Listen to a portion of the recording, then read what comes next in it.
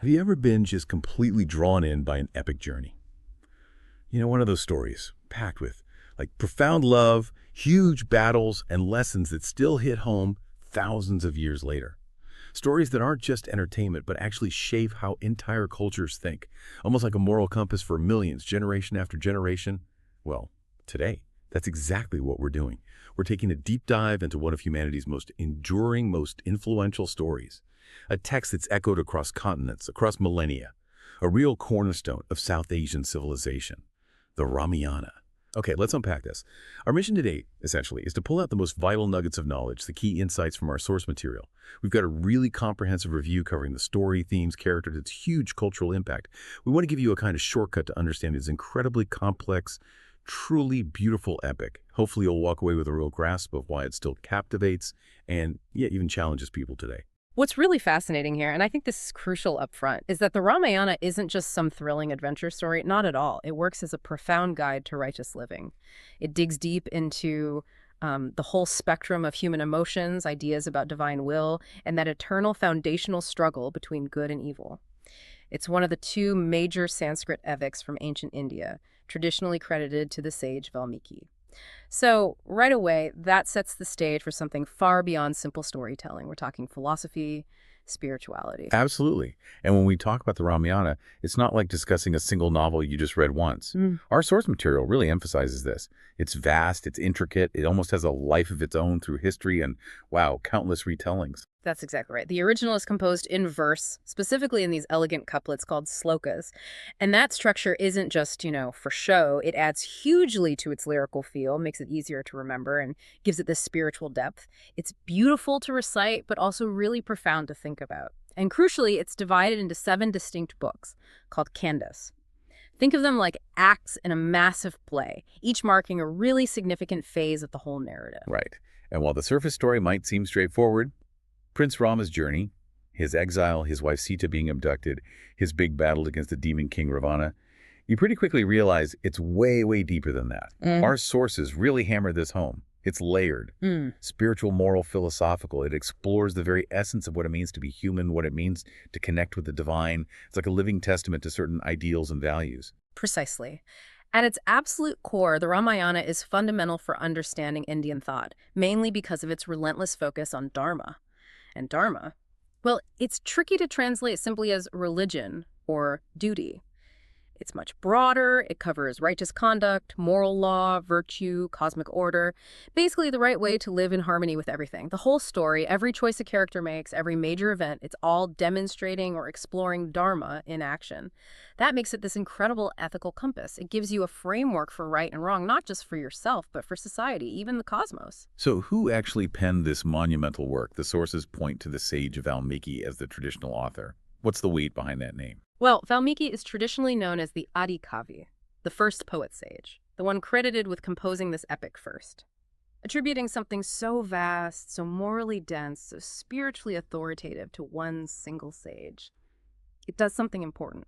It underlines its deep roots in spiritual wisdom, maybe even divine inspiration. It sort of elevates it from just a collection of stories to a sacred text, a source of guidance that's been revered for, millennia. And honestly, the sheer scale, the detail, the poetic beauty, the insights into human nature and divine purpose, it definitely suggests a master composer, someone who could weave the fabric of existence into a narrative. It's not just history, it's considered itihasa, which means thus it happened, implying both historical weight and moral teaching. That's a really great point, how attributing it to Valmiki gives it that sacred authority beyond just being a story.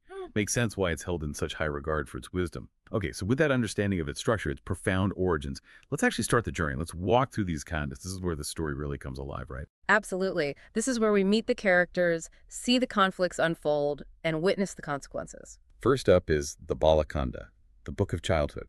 Sounds like where it all begins, the dawn of virtue, you could say. Yes, this kanda sets a glorious and auspicious stage.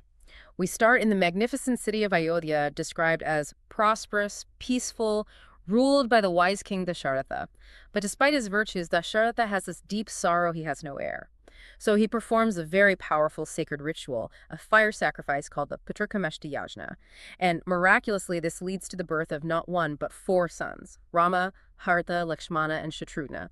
Rama, the eldest, born to Queen Kausalya, is immediately marked as special, just exceptional qualities. Right from the start, the Balakanda paints Rama as almost breathtakingly perfect. He's not just a prince. He's explicitly shown as the embodiment of Dharma itself, a living example of virtue. He's the ideal son, always respectful. The ideal brother, selfless, protective. It's not subtle character building. The narrative straight up establishes him as this paragon. It sets this incredibly high bar for what an ideal hero, maybe even an ideal person, should be. All his later actions are seen through this lens of just unwavering righteousness. But hang on, does presenting him as this perfect paragon right away make him relatable? Or does it immediately set him apart, kind of highlighting his divine nature from the get-go?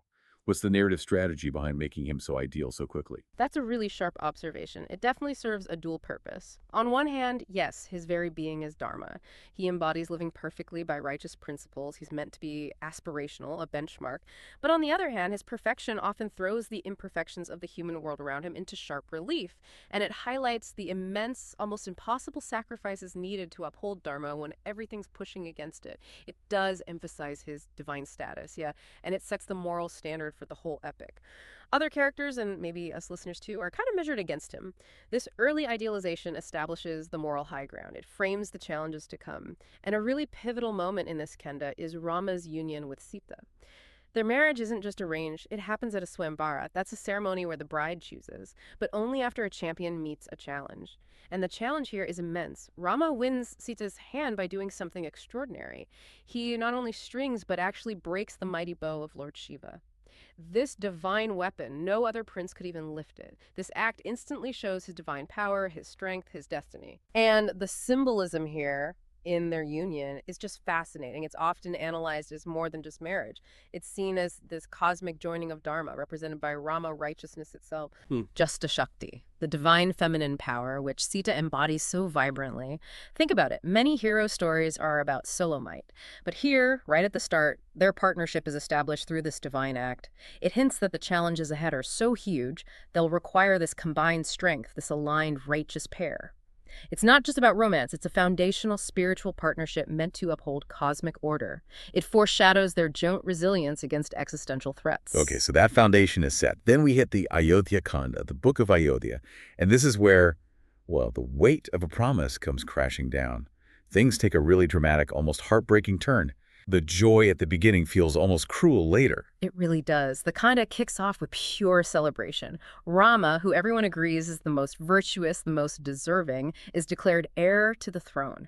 Preparations for his coronation are underway. The whole kingdom is ecstatic. They envision a Rama Raja, a reign of perfect justice and prosperity. And here's where it gets really intense, and yet profoundly tragic. Just as everything seems perfect, this joy is just shattered by manipulation, driven by, honestly, petty jealousy. We meet Queen Kaikeyi, Dasharatha's youngest wife, apparently his favorite, but she gets manipulated by her maid, Manthara, who's bitter and envious. Manthara poisons Kaikeyi's mind, reminding her of two boons, two wishes Dasharatha once granted her ages ago. And Kaikeyi, completely under Manthara's influence, just loses it. She demands Dasharatha fulfill those boons now. First, her son Pratha must be crowned king instead of Rama. And second, Rama must be exiled to the forest for 14 long years. It's just unthinkable. A total betrayal. It's a massive test of Dharma, isn't it? Not just for Rama, but for King Dasharatha too.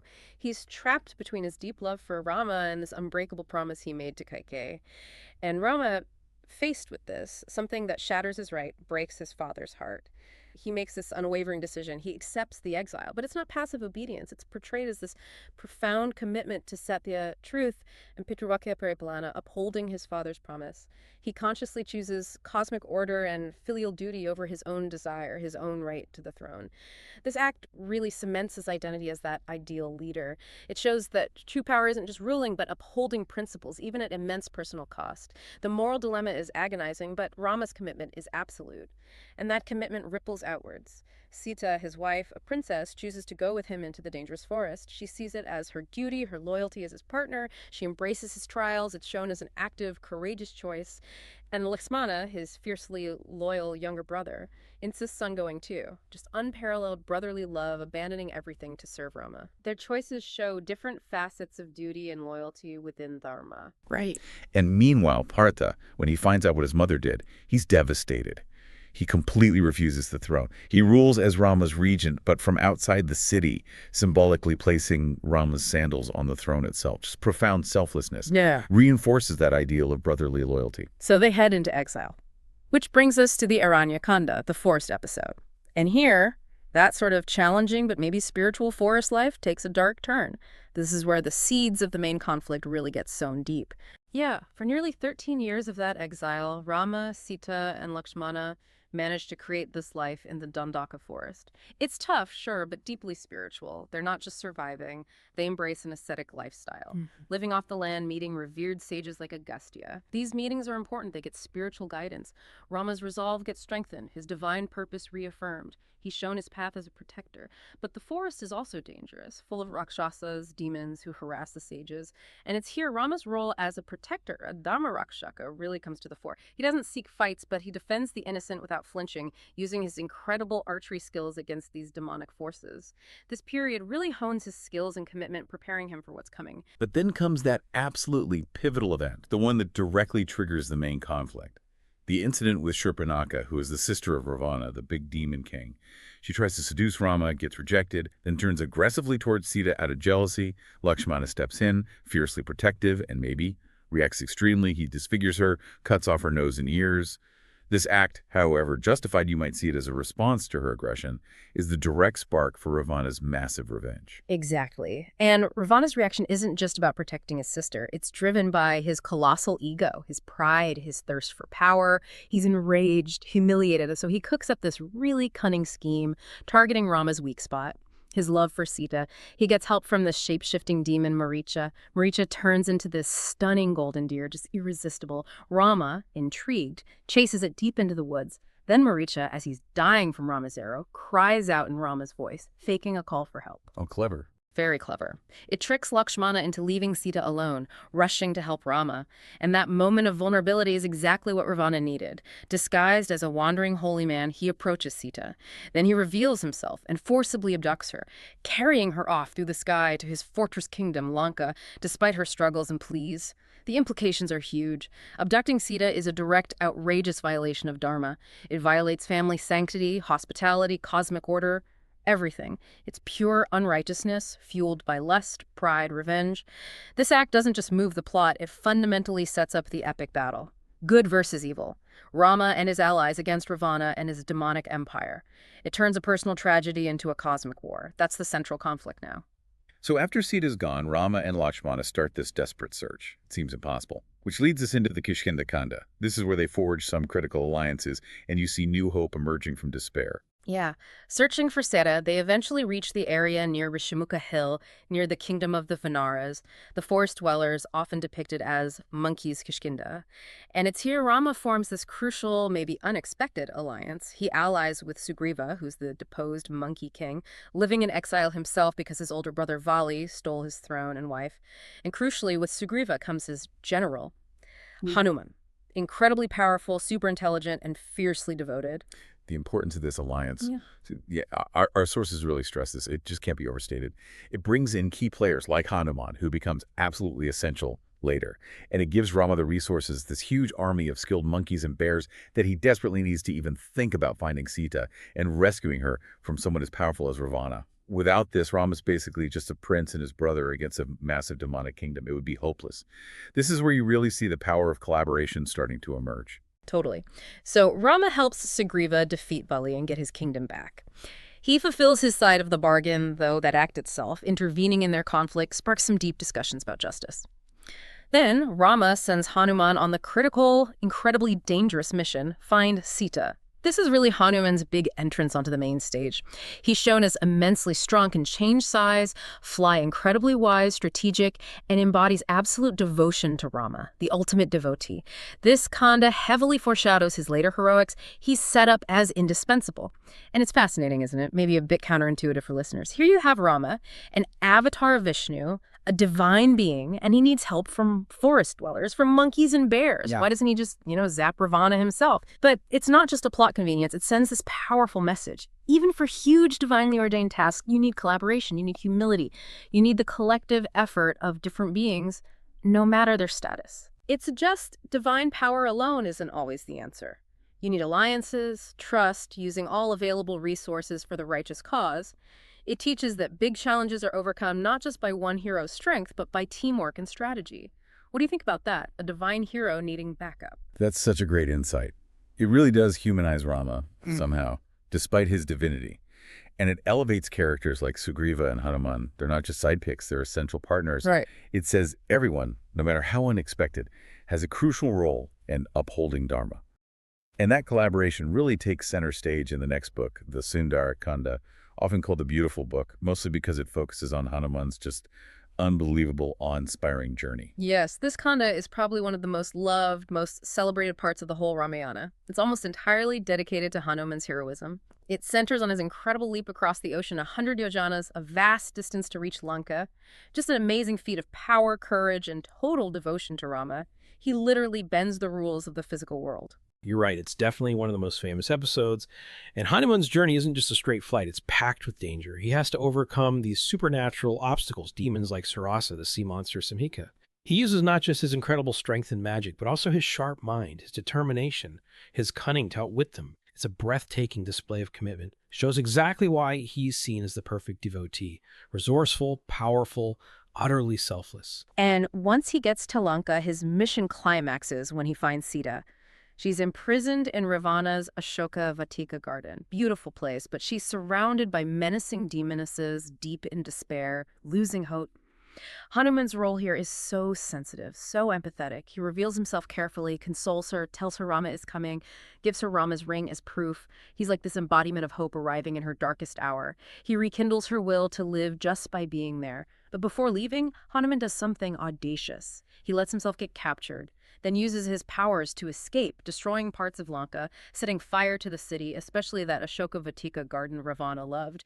Then he leaps back. It's not just random vandalism, it's symbolic. It's a warning to Ravana. Rama's coming, and you will be defeated. It's this perfect blend of tenderness towards Sita and terrifying power against her captor. That act of defiance really sets a grim stage for the Yuddha Kanda, the Book of War. This is it, the ultimate clash of ideologies, the battle for cosmic order itself. Exactly. Sita's location is confirmed. Hanuman's brought back intelligence. Now the next massive challenge, getting the army across the ocean to Lanka. This Kanda details the incredible construction of the bridge, the Rama Setu. It's a colossal undertaking, achieved with the help and really the engineering skill of the monkey and bear armies, led by Nala, who's like their divine architect. They're described as bringing mountains, trees, working with incredible faith and speed to build this bridge. The scale they describe is just mind-boggling. Millions of these monkeys and bears working tirelessly, coordinating, building this massive causeway, rock by rock, across miles of ocean. It's not just an amazing feat within the story, it's strategically vital. It lets Rama's army, which seems kind of ragtag compared to Ravana's forces, actually reach Lanka's fortress, which everyone thought was impenetrable. It's a huge testament to collective effort and purpose. And once they cross, this massive, devastating war breaks out. Rama's forces fighting for Dharma, for Sita's return against Ravana's demonic army, fighting for ego, for power. The Kanda vividly describes the key battles, the powerful warriors on both sides, the terrible losses, the intense duels. It builds to the climax. The final confrontation where Ravana and his powerful sons, like the incredibly skilled Indrajit, are finally defeated by Rama and his allies, particularly Lakshmana and Hanuman. The narrative doesn't shy away from the brutality and scale of this cosmic conflict, and the real significance here is symbolic. The victory of Dharma over adharma, righteousness triumphs over unrighteousness. Ravana. He's such a complex figure, a great scholar, master of Vedas, devotee of Shiva, powerful king who even beat gods. But he falls. Why? Because of his overwhelming ego, his ahamkara, his uncontrollable lust for Sita, his abuse of power. He represents knowledge without wisdom, strength without control. The story powerfully shows that even immense power, intellect, spiritual achievements, if they're not guided by righteousness, by morality, they lead to ruin. His downfall is this timeless lesson. Power without ethics corrupts and destroys. Ultimate authority isn't in might, but in moral order. Okay, so the war is won, Ravana is defeated. But then the story takes a turn that, often makes modern audiences really uncomfortable, even angry. Sita is rescued, but when she returns, Rama, basically to satisfy public opinion and ensure everyone still believes in his righteous rule, publicly questions her purity. He demands she undergo a trial by fire, the Agni Pariksha. Yes, this moment. Sita entering a blazing pyre to prove she remained pure. It's undoubtedly a major point of debate and contention today. It really highlights the deeply ingrained societal norms, the patriarchal expectations of that era. A queen's reputation was seen as absolutely vital for the king's legitimacy. Now, in the story, the fire god Agni himself appears, confirms her purity. She emerges unscathed. It's meant to prove her divinity. But at the same time, it raises huge questions about trust, about agency, about justice. It's a really complex moment. Yeah. And we should definitely circle back to this later because the discussions it sparks, the modern critiques, are really important for understanding the epic today.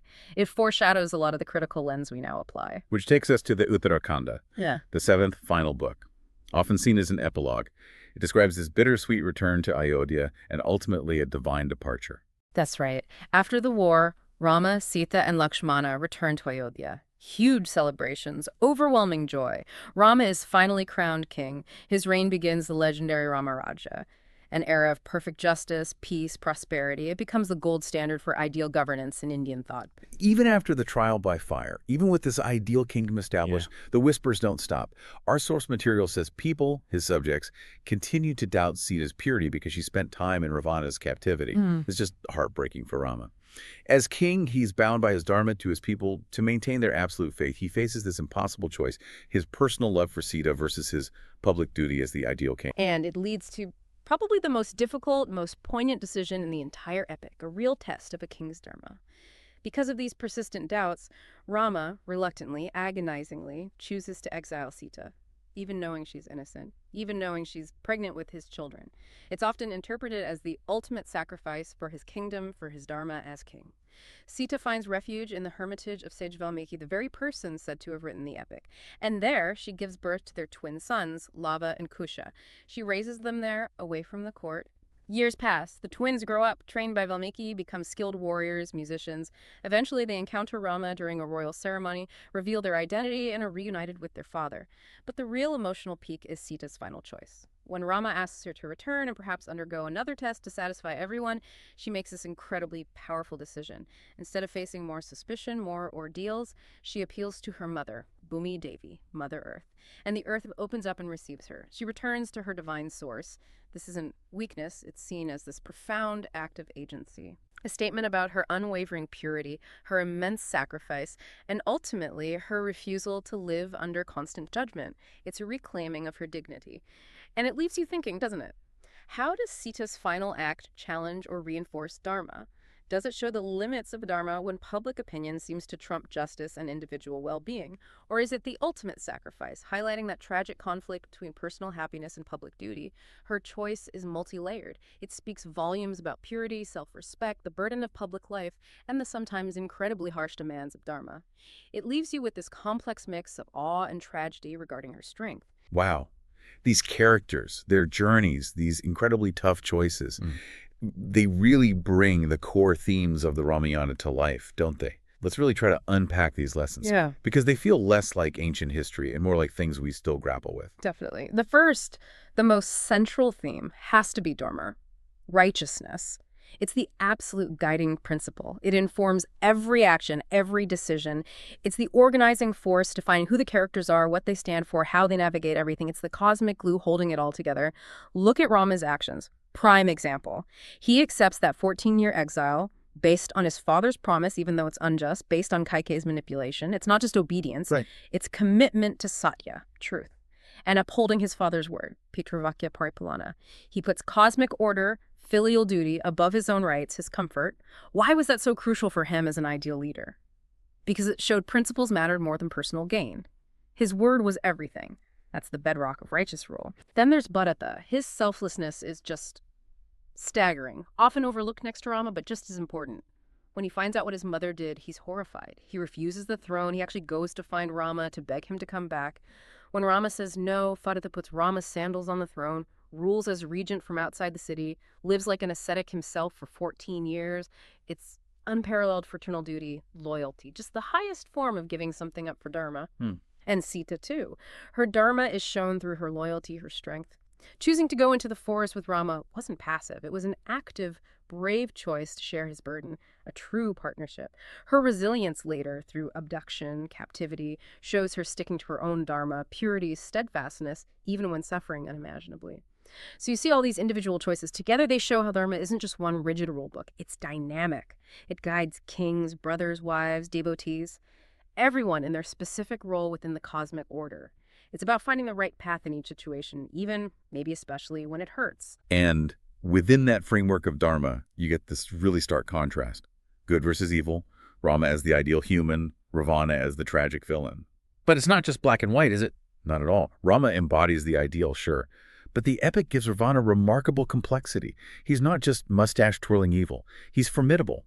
Great scholar, knows the Vedas, powerful king, devout follower of Shiva who gained immense power through penance. He has knowledge, power, even devotion. But his downfall is clearly shown. His massive ego, ahamkara, his uncontrolled lust for Sita, his abuse of power. These things cloud his judgment, lead him away from the righteous path. He becomes the ultimate cautionary tale.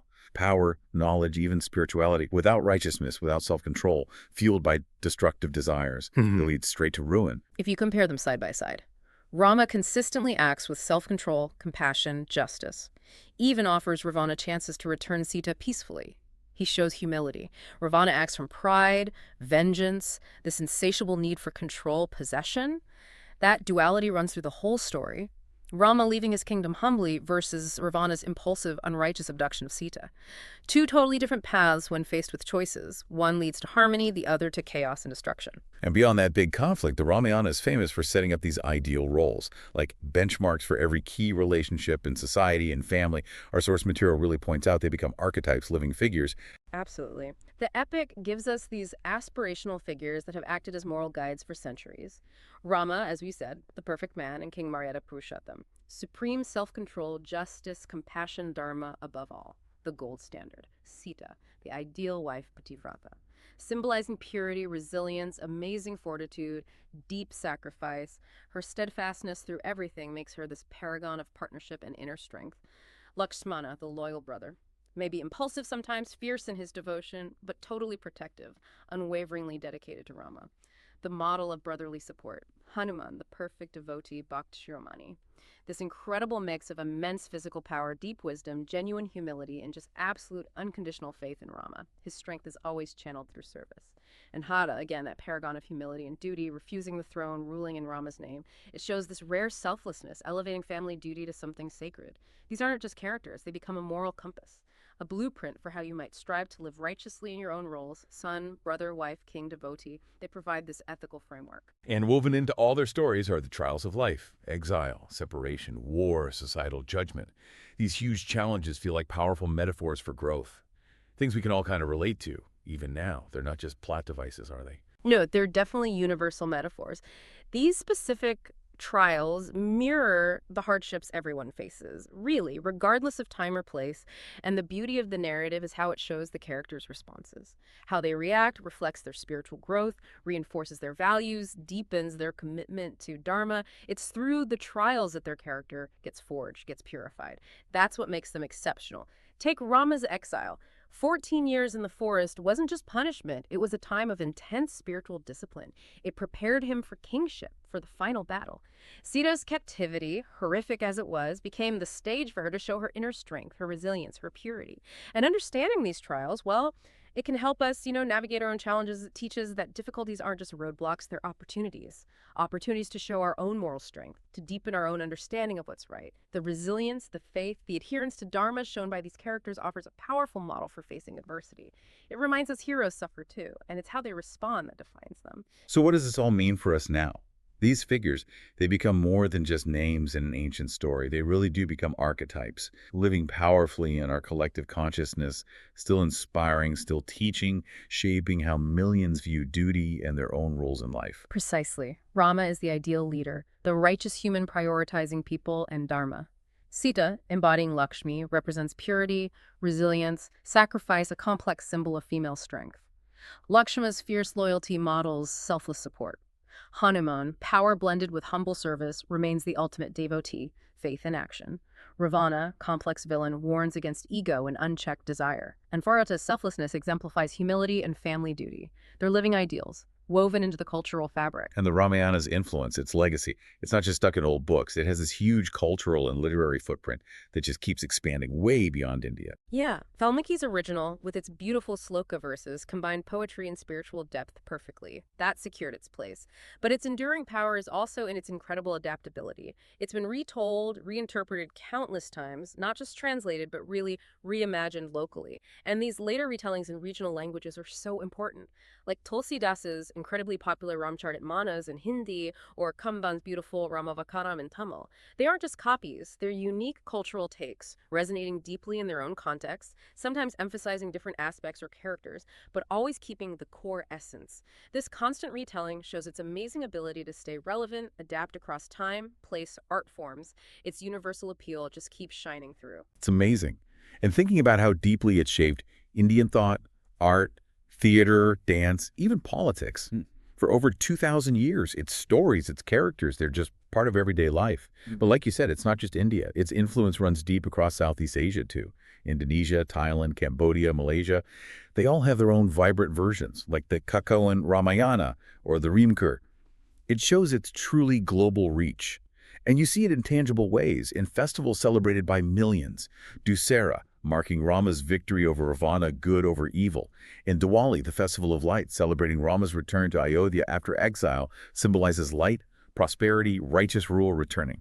Plus, it keeps finding new life today. Modern retellings in movies, huge TV series, plays, endless books.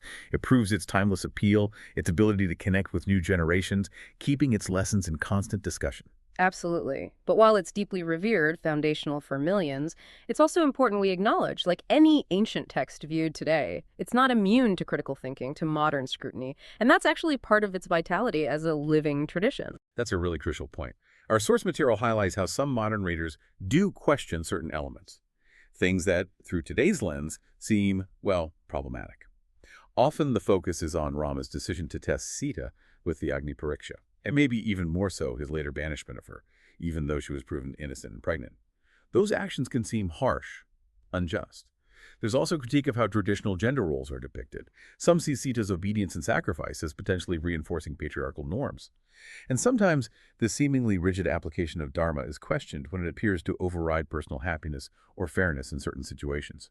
And these are valid concerns, reflecting how societal values evolve, how we apply a more critical, nuanced lens to ancient stories now.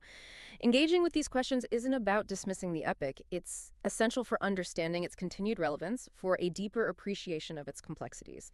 It's not about uncritical worship. It pushes us to think about how our ideas of justice, individual rights, fairness have changed over centuries. How do we interpret ancient wisdom now?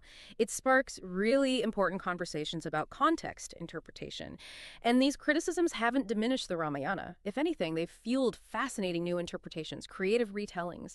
We're seeing diverse perspectives emerge now, feminist reinterpretations focusing on Sita's agency, her strength, giving voice to her experience, Dalit reinterpretations exploring caste themes, power dynamics, regional versions offering unique cultural takes reflecting local beliefs. A great example is Sita's Ramayana, that graphic novel. It retells the story powerfully from her viewpoint, really re-examining her trials, her choices, giving her voice prominence. Another one is The Liberation of Sita by Volga. It explores her journey through interactions with other female characters, focusing on her intellectual, emotional path to self-realization from a feminist perspective. These works show the Ramayana is a living tradition, not some static relic. It keeps inspiring debate, new insights, different takes. It proves knowledge is most valuable when understood, applied, and that multiple perspectives really enrich our grasp of even the most revered stories.